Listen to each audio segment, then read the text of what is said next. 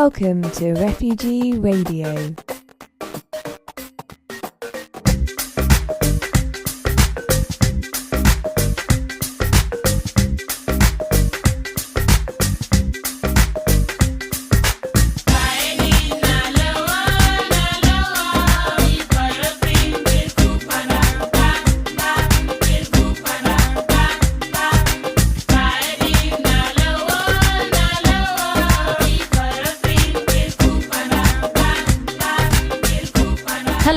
You're listening to Radio Reverb. My name is Aya, and this is Refugee Radio. Today in the studio, I've got Letty with me and Luqman. Welcome, everyone. You're welcome. Thank you. Hello. Well, my name is Luqman, as you mentioned. I'm originally from Nigeria. I'm a campaigner, community activist. I'm a scholar as well. I live in Brighton. I live just around Queen's Park. And how long have you been living in Brighton? On and off, about 10 years, on and off. And how do you find it? Do you like it? Well, I've moved around a lot. The total amount of year I've lived in England is 13 years. So 3 years out of the 13 years I've spent living in different places, like in Nottingham, in some parts of Scotland. I've lived in Swansea, in Wales, and these three places that I've lived in these three regions in United Kingdom doesn't feel like Brighton.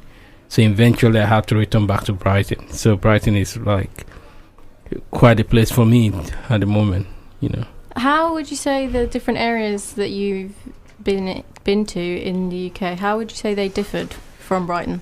The sense of community is quite different in say, for instance, Nottingham. Lots of stuff that is of interest to me happens there, but the coming together of community in collaboration and in knowing what is happening in the city is not as easily accessible like you have in Brighton, where you know someone that knows of something that is happening, or a group that you're working with can collaborate with another community group, or know of another community group that they can collaborate with. And you know, when an event happens, it's easily to circulate. It's very easy to find information about what is happening in Brighton. And also solidarity in Brighton is quite strong compared to Nottingham. They said probably because Brighton is quite small compared to Nottingham, and that sense of community allows Brighton to flourish, allows me to be able to ground myself in terms of the things that I'm really interested in. So you mentioned you were a campaigner. Yeah. What kind of community activities are you involved in here in Brighton? Well, at the moment, it happened in stages. When I was at uni, I was very much involved with raising awareness about what is happening in Africa, and then dispelling the myths and stereotype about Africa and stuff like that. And when I finished uni, the objective changed over time to racism, raising awareness and campaigning about against racism and stuff like that. And as over time, that changed as well linked into immigration. And then I've been campaigning against the hostile environment since 2013 when I returned back to Brighton. So at the moment I'm campaigning against racism and then the hostile environment, you know, the extreme immigration rules against people from the global south particularly. And you had quite an interesting time at Sussex. Certain things happened. Could you tell us a little bit about that? Well, I was in Sussex twice. First, I was there for my undergraduate between 2007 and 2010. What did you study? I did economics and international relations for my undergraduate, and then for my postgraduate, which was between 2014 and 2015, I did global political economy. But let me go back to during the time I was doing my undergraduate. I that was when I was very proactive and I'd stay very healthy and believing that I can change the world and all the positive things that life can give you as a young person. And then while I was doing that, that was when I was diagnosed with liver disease, which basically makes life quite difficult. And after that, I managed to finish, and then I went away. I'm jumping at this point in time, so I can give a context to what happened between 2014 2015. And when I then come back to do my masters, I was already having an ongoing immigration case, because I've been trying to regularize my stay on medical grounds as a result of the illness that I was diagnosed with when I was doing my undergraduate. So fighting for a very long time. Around that time, it was about 5 years then when I've been trying to regularize my stay, and then on medical grounds, on the basis I cannot go back to Nigeria, that I can get the treatment that I needed to stay alive, or to give me the respite to stay alive. And then I haven't lost two brothers to the same illness as well. Gave me the impetus to want to stay in the country, to be able to access the medical treatment and the monitoring that I need. But after a while, while I've been fighting and trying to regularize my stay, I decided to move on with life and to return back to Sussex. At that point in time, I had because I've been engaging with the Home Office. The Home Office gave me a status of something they call temporary admission, and that allows me some certain degree of freedom, but not a full immigration status, right? But and that allowed me one of those things that allows me is to be able to go back to university to be able to study, because since Theresa May when she became the Home Secretary then, and then become the Prime Minister, the immigration rules changed in terms of when you are from the global south and you want to go to university cannot just give you admission. Basically, they have to ask the Home Office to be able to get permission for you to become a student. So in my case, when I applied to the university, I was given the admission, but without the permission of the Home Office, I cannot really study. So the university had to ask the Home Office, and the Home Office was, at that point, the Home Office said yes, I can study because I have temporary admission. So I was doing my master's degree. I finished all my classes. I've paid all my school fees. When I went back to the university, I had no money, and then my school fees was crowdfunded by my friends, and I raised about 15,000, and then I raised half of 15,000, and the university match funded, and so that was very encouraging and kind of gave me the enthusiasm to want to study. But at some point, the Home Office turned around and said I can no longer study, and how that came to being, because every month the university have to write to the Home Office to check if I can still study. So every month they have to keep writing to the university to check about my status, and so about a month before I submit my dissertation, the Home Office said I cannot really study, that I'm not allowed to study, that they have to terminate my studentship. At that point, my studentship was terminated. That was quite devastating, because I've paid my school fees. I almost finished my dissertation. I'm just about to submit it. I've finished all my essays that I need to do, done all my modules that I was supposed to do, and now that I was supposed to just hand in my dissertation and then get a grade and get a certificate, and the universities turn around with by the authority of the Home Office to say that I cannot really study, and that was the end of it. And what kind of... Then after that, there was some activism that happened at Sussex. Yeah, there were... The student union, when that happened, I spoke to the student union and to tell them this is what I'm facing and I needed help. And the student union tried to negotiate with the university. But what the university is saying is that I have to go back to the Home Office to go and resolve my immigration case first before I can then come back. But the university was not taking any stand, because what the student union was saying to them is that as a academic institution, the Home Office should not have so much power over the university in terms of who can study and who cannot study, because it's supposed to be the academia is supposed to be an autonomous, community where they can let in anyone, and they themselves can only decide who cannot be a student, particularly when it's on merit, when it's being considered on merit. But this time the university is the Home Office is the one calling the shot. And then some of my friends heard about it, and then the news spread, and then the student community came together, and then there was a protest on campus, and then the protest then led to occupation of Bramber House, and then demand was put to the university that the university needs to take a stand against what the Home Office is saying.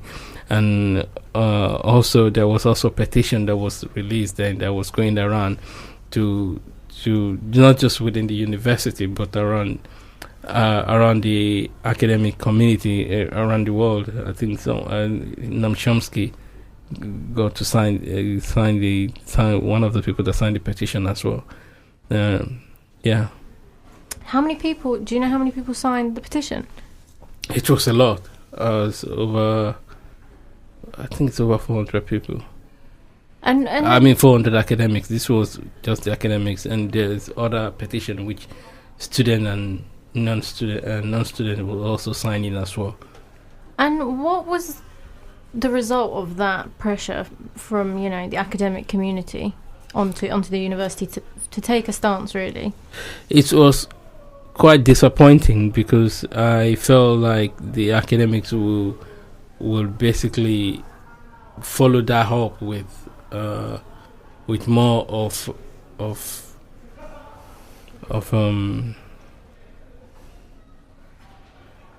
a pressure from using the academic will to be able to put pressure on the management, since they are the one doing most of the work and not the management doing most of the work. But particularly with global studies, I felt disappointed with global studies.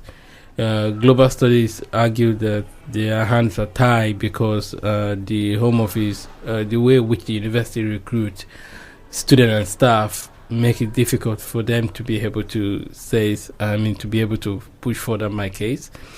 Basically, for every student that the university recruit, the university have to become a sponsor for the students. And then that includes that the university basically making sure the student comes to class, and also checking that their immigration status the immigration conditions are not flouted. So the university have to write to the Home Office checking on individual student. Reporting to the Home Office on each individual student that if they are not attending their classes, or they are not doing this, or they are not doing that, what am I trying to say here? But the most important thing there is that if the university fails to do that, or if they continue to challenge my case, they worry that the Home Office can take away their license. That's the license to recruit international students, mostly international students. And the university does not want that. And so they don't want, because my one person's case, to jeopardize other cases of other students. And this is what we have been arguing with the hostile environment, that the way which the Home Office has changed the rules have made academics weaker, academics do not really have a voice, particularly if they need to protect one of their students, or needs to give a merit to someone within their community, or wants to allow somebody within their community, let somebody into their community. They cannot really do that because of the Home Office has the power over them in terms of who they can let in and who they can let out, particularly with the change in the immigration rules, which has to do with the recruitment of non-EU international students. So, what then is the current? What happened in the end? Did your degree is incomplete? Yeah, my degree is incomplete, and the universities maintain the line. They are saying that I have to go and resolve with the Home Office. I got my local MP involved, and to be able to get a concrete, because when that was happening, the university was changing, the vice chancellor was changing as well, from Michael Farden to the new Adam Tikal. Yeah, I can't pronounce his name. Mm-hmm. Adam Tikal, yeah. So I needed to carry over the conversation from Michael Farden to the present vice chancellor. So I got my local MP involved, and my local MP was able to get some some kind of consensus out of the present vice chancellor. And what he is saying is that if I can resolve my immigration case, I can always come back. But my major worry is that it's been it's gonna be 4 years now, since 2015 now, and I'm worried that the course convener will change. If the course convener change, that's a problem. If the course that I did then it's not stop being offered, that's gonna be a problem. So I have lots of time. Is not on my side, to be honest, and I have lots of worried about all these things that I've mentioned. But where things stand at the moment is that the vice chancellor said I can come back when I have resolved my immigration case. But I don't know how serious it is when I actually come back when I resolve my immigration case. So on what grounds did the Home Office allow you to start studying your course, obviously study your undergraduate course here as well, and then ultimately get to that point where you're right nearing the end and say that you can't do it anymore? Yeah, like I was saying earlier, they gave me this status, which they call temporary admission, and they categorized me as IS something under IS 96, IS 96, which is a category they give to asylum seekers. My immigration case is quite unusual because I am contesting my my right to stay in, my rejection by the Home Office not to stay in the country on the basis of Article 3, which is prevention from torture, and Article 8, right to private life and family life. And these two articles are mostly associated with people who are seeking asylum, But my case is not an asylum case. It's more or less on medical grounds. But because it's quite unusual, they categorize me as an asylum seeker, which is the IS 96. So when I went back to university, it's on that basis that the Home Office says I can study because of the status they have given me around that time. So when I went back to the university, the Home Office then turned around and says I can no longer study because there was a decision on my case which I was not informed about. Meanwhile, they informed the university that I do no longer have a status, but they didn't tell me that I do no longer have a status. It was after 3 months of trying to find out where things are that they later received a letter explaining what my status was. So on one hand, the Home Office kind of messed me about while I was fighting the university for me to be able to continue to study and stuff like that. Your case is ongoing at the moment. Yes. And it's been so for 4 years. No, it's more than that. It's been going on since 2011. Okay, so 8 years. 8 years. 8 years, yeah. Do you know why it's been taking so long? It's been taking so long because I am trying to regularize my stay on medical grounds, so which threshold is very high. You have to be on your sick bed, or you have to be dying before you can be considered for a status on immigration status on that ground. So the Home Office basically, another thing is that there is no rules for it. It's not like when you're applying for a student visa or you're applying for a work visa, you know specifically what are the documents you need to prepare and then what are the rules you need to follow. You know, you need to have some certain amount of money in your bank account and stuff like that. For someone who is applying on medical grants, you only have this thing called FLRO, which is further leave to remain orders. Others means any other categories, basically. And it's up to you to subjectively submit any kind of document you think is relevant for your case. And no matter how much the document you submit, the Home Office will carry on shifting the goalposts because there's no rules, so they can set the bar at any point in time. So if you think you need a doctor's report from your home country and an expert country report, or you name it, or even money in your bank account to show that you can support yourself, or even if you have a job, you have all this information you submit to the Home Office. The Home Office can turn around and shift the goalposts and say, no, you need to provide more information about this. So that's what has been happening for the past 8 years until my my solicitor threatened them with pre-action protocol, which basically means that we're going to go for judicial review. Around that time, I wasn't given the right of appeal as well, so I cannot go straight to the tribunal. But the Home Office was holding on my case because they just want to keep it within their administrative review, where they will be the one deciding on everything. But when that was been going on for like 6-7 years and nothing was happening because of that, we threatened them with judicial review, and they turn around and say, okay, we're gonna give you right of appeal. And then so that right of appeal now leads to me going to court on the 23rd of August. But the court, it's not that it wasn't that very wasn't straightforward for me going to court, because we went to court on the 15th of January, which was the first time I was supposed to be. 15th of November last year, which was the court date that was set, and then this should have been sorted out.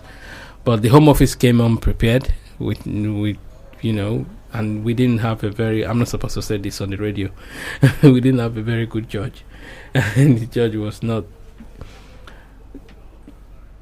going to give us a very fair chance to argue our case. And he was really basically, and she doesn't really want to take on the case because the case is quite complex. And then we went with lots of supporters.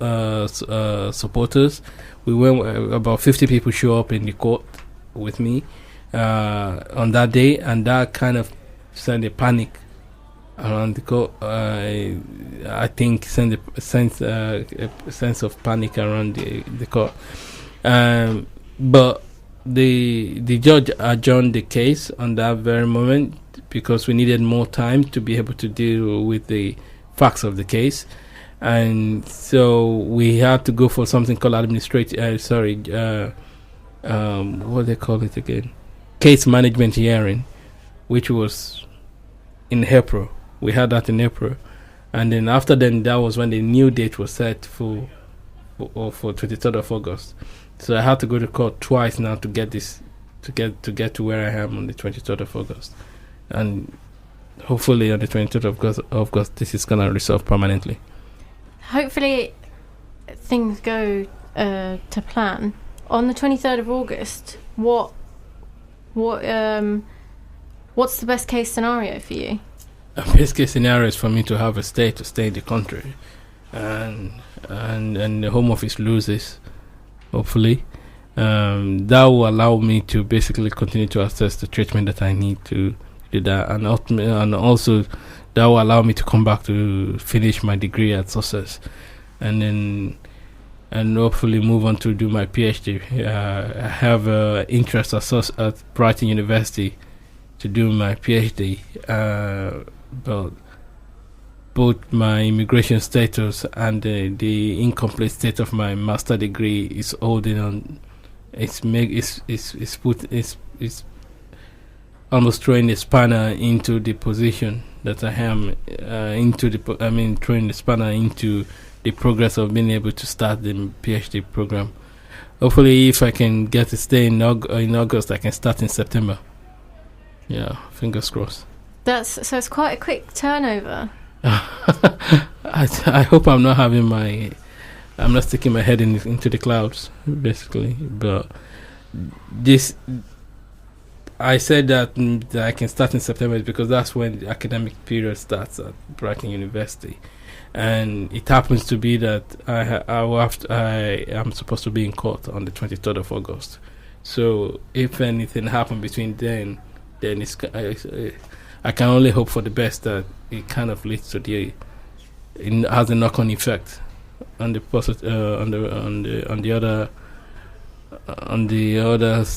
how do I say it? Knock-on effect on the next step that I want to take in my life, basically. Hopefully, if things go to plan, what field is your PhD going to be in? What are your interests? It's in humanities, and it's gonna be looking more into microfinance and looking at how we constitute ourselves in terms of like freedom and the self-will, and how this freedom and this self-will manifests itself in terms of what we want to achieve, what we want in life. And then in between this, if you then contextualize it in terms of like a capitalistic society, what you then have is that you have this drive in terms of like consumerism, and then the point of view of consumerism is that everything has to be financialized and that kind of thing. So you have yourself as a starting point, where I'm not explaining this very well. Yeah, you have the self or the individual as a starting point, with the self as an individual as a starting point in terms of like what you have is your free will, and your free will has to be manifested itself in terms of like in terms of like a freedom, and freedom to consume, freedom to work. These two things, which is quite important in terms of when you can sell your labor, and when you sell your labor, you can then consume. And even if you have the freedom to sell your labor, even that itself is expected to be financialized. And when that is financialized, is when you can be driven to consume. But if you then, this is where it comes to financial inclusion, because in terms of development, in terms of like developing countries, people say that people earn below $1. People argue, development institutions argue that most people in developing country earn less than $1 a day or $2 a day. And because of this, that is why they've not been able to develop, because they've not been able to consume their way into development. And then there is a need for financial justice. And if people cannot really get a job, they should be able to have access to credit or finance, right? And if they have to have access to finance and credit, means that you can then consume your way into development and that kind of thing. So I'm arguing that the idea of financial justice is not a new thing. It's just the way that it's been portrayed now is to mean, from a capitalist point of view, that is quite different. To just simplify. That's really interesting. I don't know if it makes sense, but it does make sense, and there's quite a lot of like important, big issues that you're going to be discussing in that research. To what extent do you think, like, your personal life informs your academic journey? Well, my life has always been academic, because academically driven. Because before I came to the UK, I was in a university in Nigeria, and I was involved with a group, community organizing group for young people called Education Right Campaign, and basically we encourage the government to invest more money in education and to increase budgetary allocation into education as well. But this was met with a disillusion, because the government was not willing to increase the funding, and when we organized the student to come to protest against that, it was met with violence on the part of the government, and then lots of students were killed, and I was frustrated with that, and then I dropped everything I was doing in Nigeria, and then I decided to come to study overseas. And I felt like because around this period I don't know if you know about Global Millennium Goal. This period when Western government were thinking about debt cancellation as well, that if they forgive the debt of the developing country, that they can help them develop, and then they can have this agenda of Global Millennium Goal and eradicate poverty and stuff like that. So also this was also the period when IMF and World Bank was going back into these countries and saying to them that they need to privatize most of their public sectors and stuff like that. And this was having a very serious consequence in Nigeria, because the government was basically either commercializing public services or completely privatizing it, and education was not spared as well in this thing. And as a result of that, the student went on protest, but lots of students were killed, and I felt like what the West was telling governments of Nigeria, for instance, in terms of how to privatize the economy and commercialize the economy or liberalize the economy, is the way forward in the West as well. That's what they're doing in the West. So I thought, if I come to the UK to study and see how the economy is run in the UK, learn a bit of politics, which is the economics and international relations that I came to study, learn two different aspects of it, and see what is going on in the world here, I can go back home and then kind of apply the idea of what also to disprove Nigerian government that we do not necessarily have to listen to the West, because if we are violently suppressing our home people because we want to privatize and commercialize education, for instance, what is happening in the UK in terms of how education has been funded? Is it comparable, or that kind of thing? That was the idea. The whole intention was just to come and acquire education and then go back home and then do something. But then I was diagnosed with liver disease, and I could not really, my agenda changed overnight because of that. But since, despite that, I've never given up on education. I really want to push it up to the position of doctoral study and that kind of thing. So, yeah, being in academic has always been something that I really want to do. And did you find that the two kind of infrastructures were comparable? Infrastructure in terms of what is happening in Nigeria? The Nigerian one, and then when you came to the UK here, like the way the public sector was run, like you mentioned, education was one of those. Did you find the similarities, or were there more differences? Yeah, so not comparable at all, because education here is quite paramount to government funding. And even though it has changed, because when I first came to the UK at the time, students were paying £1,000 for their university fee, and this was even with this, student get student loan to cover that. and within 2007 and 2009, that was increased to 1,500. And after that, it jumped from 1,500. I can't remember what it was, but before you know, it was about 9,000. And still you get student loan to be able to cover that, and then you get student other kind of funding to be able to help you meet with your daily living costs and stuff like that. In Nigeria, it's the opposite. I know people whose parents has nothing, that these children has to go to go and walk in the forest, to go and cut down logs of woods and roll it onto the ocean and paddle it, nail it together and paddle it on the IC to go and sell it in Lagos to sawmills in Lagos just to pay their school fees. And these are young people doing it by themselves. And on top of that, when they hand the money to go and pay their school fees, the university lecturers are not being paid by the government. It's either they are underpaid or they are not paid at all. And the lecturers decide to go on strike. And then the course you're supposed to do for like 3 years, you end up doing it for 5 years.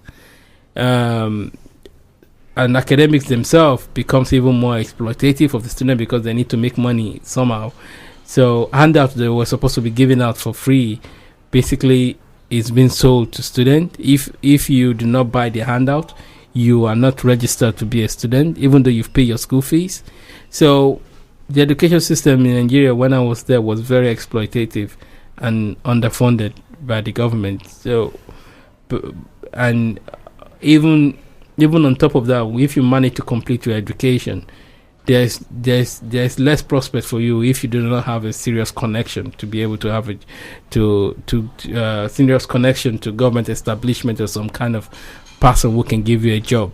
Otherwise, you possibly you won't get anything. At the end of the day, you won't be able to get any job, and that kind of thing. Clearly, you're a fighter, and you have faced a number of obstacles in your academic life, in your health. What keeps you going? Faith is one of the most important thing. I'm a Muslim. I do believe in God, and I do believe that everything that happened to you is a test, and you have to stand up to the test, and you have to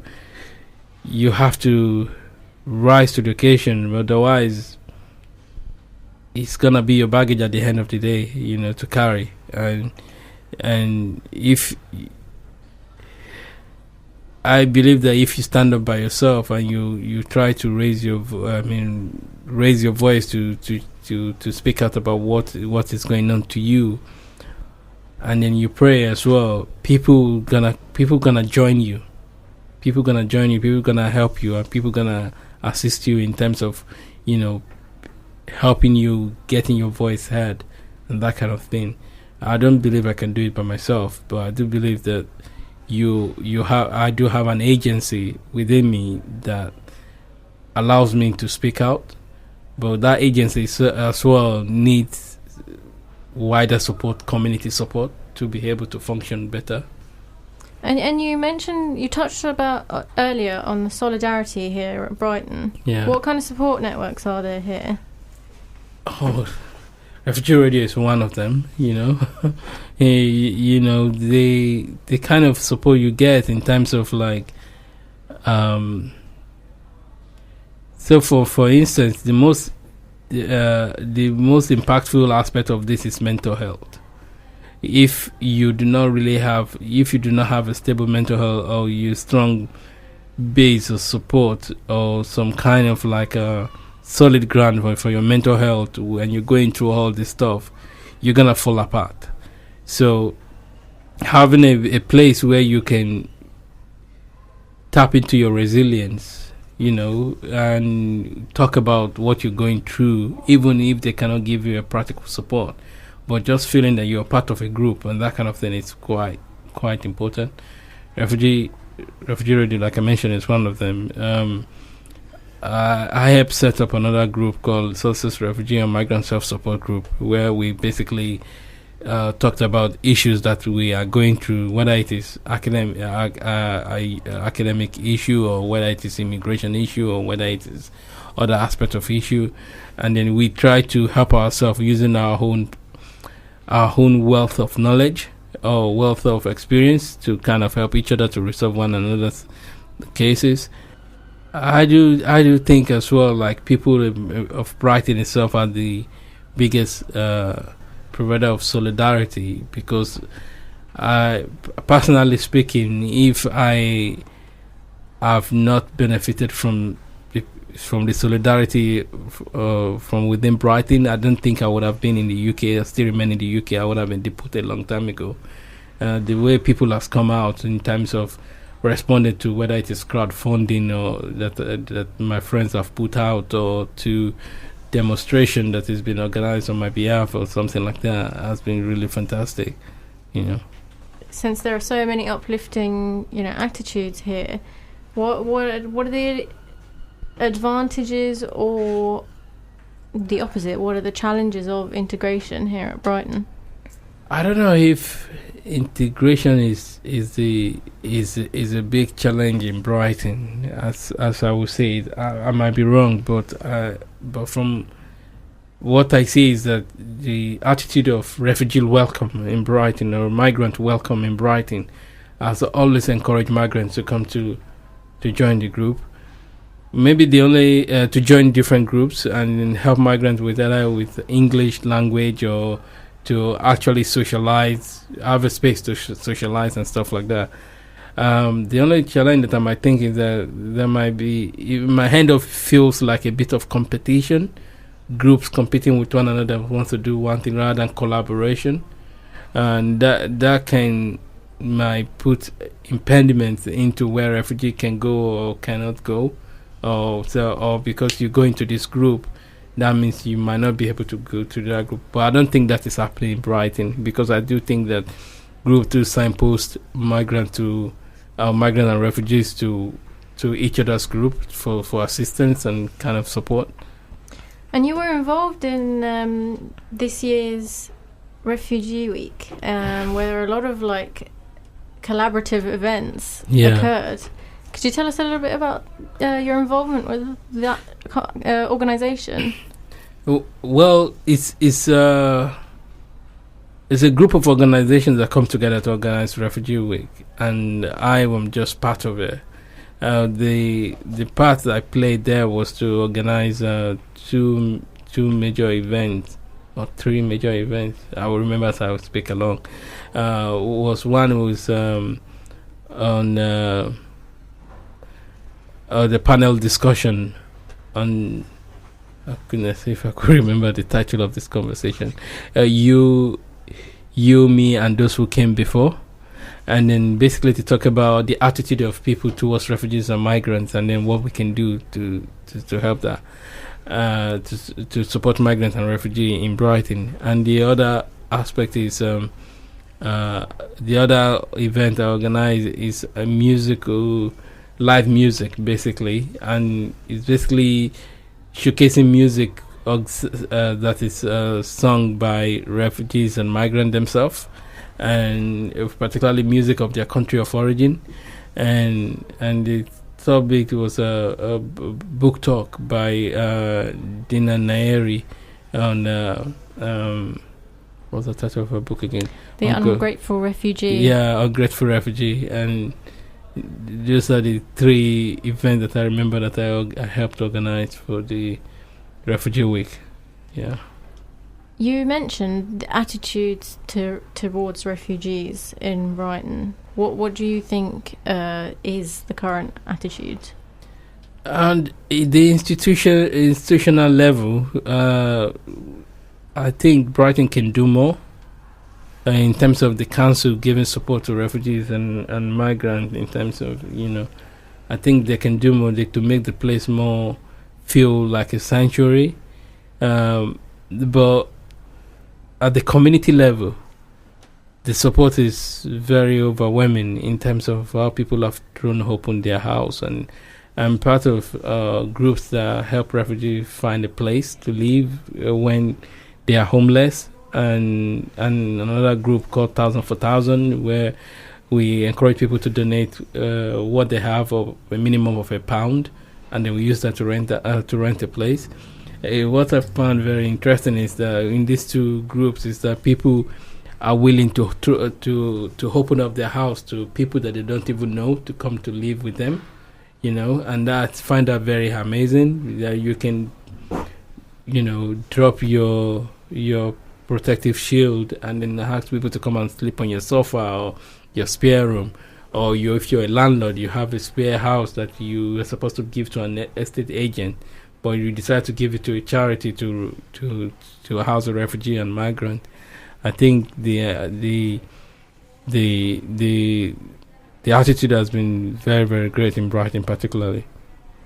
You mentioned that people open their homes to others who can be in a situation where some refugees end up homeless. Yeah. How does that come about?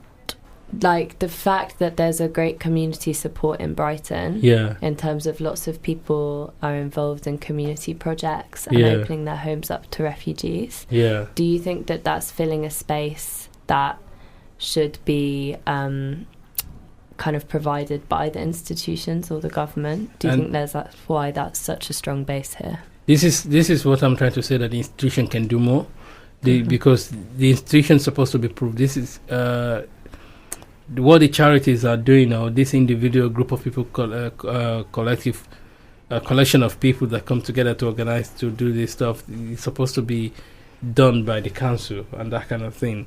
But when the council is facing, housing crisis themselves, people step in to be able to help out. But I don't think it's a permanent fix. I think it's a temporary fix. I do think the council can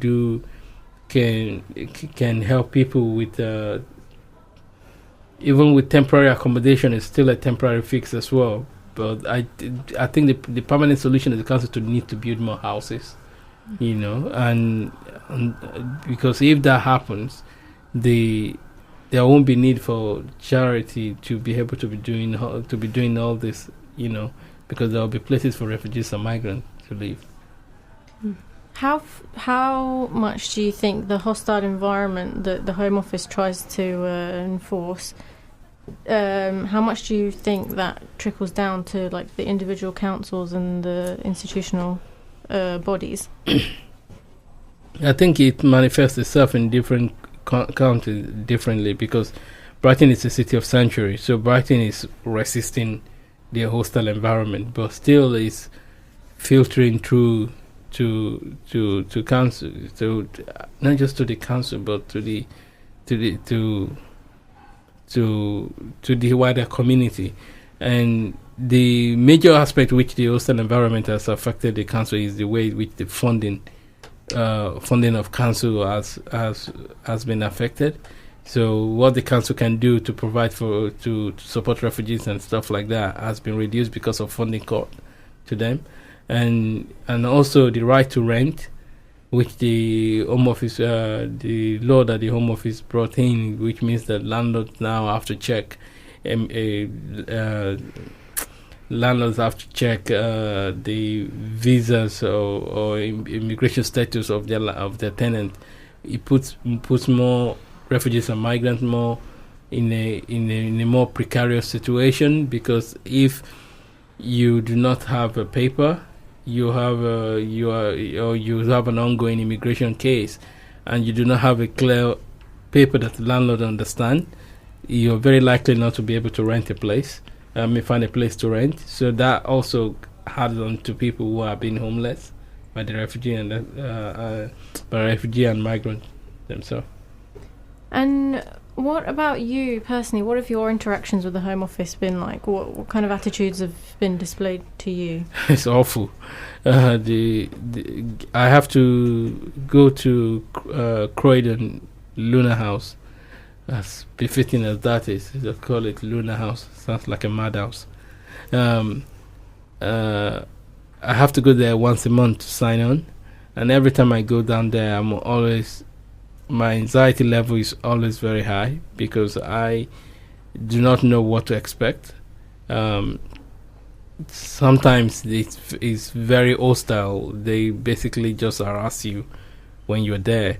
sometimes you are just suddenly made. I don't know if they plan it or not, but randomly it feels like it's random, and they just throw you into an interrogation room and they start questioning you about your status. They have all the information about your status with them on their system, but it feels like they choose to just put you through that kind of like a torturing interrogation. So my experience of them is not really nice at all. And that's the same for a lot of people seeking asylum, isn't it? That you have to go to Croydon to sign in every month. And the interrogation process is kind of it's pretty brutal. Yeah, they ask you questions like, depending on your case, like, why can't you go back to your country? Or sometimes I refuse to even answer their question, and if you choose not to answer their question, they was like, I'm gonna make sure if you do not answer the question, we're gonna send you to detention because you failed to answer our question. I was like, you have my documents, and then also you're not supposed to be doing this because I have a barrister. If you think that I have an ongoing immigration case which is not being addressed by the Home Office, and you are asking me all this question, if you want to put some question to me, put it to my barrister and then I can answer it. But they wouldn't even want to do that because they feel like they have the power that they can override any procedure, and then therefore they can put in any kind of like a torturing position at any point in time they want to. But do you think that like having thorough awareness of your rights, I mean, you clearly know the legal system and the ins and outs of that, and you can voice your rights and what they can and can't do. How has that like benefited? How is having that thorough knowledge and that confidence, in a sense, of what you know is your right, how has that kind of helped you? First, knowing my right comes about my own research and in being able to find out what's going on, and rather than engaging with different community groups and in trying to find out what they know in terms of how to address a particular situation when I find myself in a bit of a pickle with the Home Office, that kind of thing. And that's been able to embolden me in terms of when I go there or when I see immigration officer. Before, when I see immigration van, I'm always in a panic situation. I'm having a panic attack. But now I know what to say to them. Even within the NHS, now that they check your immigration status when you go for treatment, now you can be rejected treatment, that kind of thing. So if you know what to say to them, it allows you to be able to take a stand in terms of what your rights are, and then that they cannot be doing this to you. This is not the way. This is not the procedure they're supposed to follow if you find yourself in that situation. Do you think people who might not have as much of a thorough knowledge or understanding of the system are taken advantage of, or feel like to what extent did they feel more or less isolated? I do think that people who isolate, first, migrants and refugees thinks that if they should isolate themselves, that they will make themselves better off. This is most underlining assumption that migrants and refugees have. Like, if I keep my head down, hide away from the authority, just if I'm gonna be doing cash in hand work or something like that, or anything I'm going to do, just do not let any authority know that I'm doing that, or just basically just keep my head down. But that won't solve any problem. That won't lead to any problems. I guess quite a lot of people don't have advantage of the language. They don't have a academic background. So it could be, I guess, quite easy to fall into that damaging trait, like you mentioned, of self-isolation, and then that can have further repercussions on. Yeah, that's why the group that I help run with Jacob, and that we try to encourage people to know their right, what the rules are, what every policy that we know that has just been instituted that is going to affect someone or a migrant or refugee. We let them know about it and how they should be able to address it, if and know their right within it as well, because if you do not really educate people will think isolation is the best option for them, basically. What would be your hopes and aspirations for not the immediate future, because we know you have some important dates coming up. Yeah. For the far future, what are your hopes? My hope is to be able to travel to see my mom. That's one thing. And to be able to complete my PhD studies. If I end up having the strength to be able to do that, if my health does not fail me, basically, I need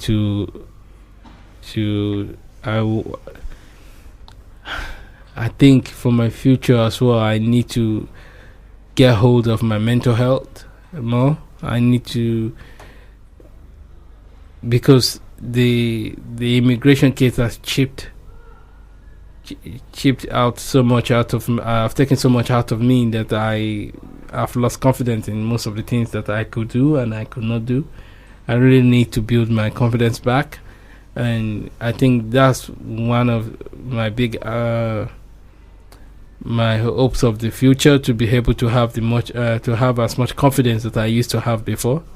And because I feel like if I can build that confidence back to where I was before, I can then have the drive, the motivation to be able to pursue anything I want to pursue.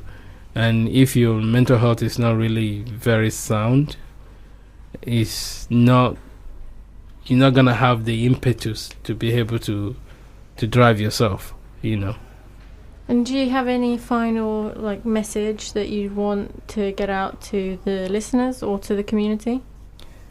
Well, I just want to say that never give up in terms of your situation. Make sure you speak out, try to seek help, try to speak to someone about your situation. Don't isolate yourself, and don't think that if you just keep your head down and just obey the law, and I'm not saying break the law, but obeying the law, that everything is going to be fine. You need to challenge the law itself. You need to be ready to fight for what you believe in. Otherwise, you'll find yourself you probably find yourself drowning more and more in trouble than just standing out and echoing your voice and let people know that you can be heard. Well, it's been very inspiring having you here and talking to you in the studio today. Thank you for joining us. Thank you very much. I hope what I say is of benefit to you. Thank you. Thank you. All right.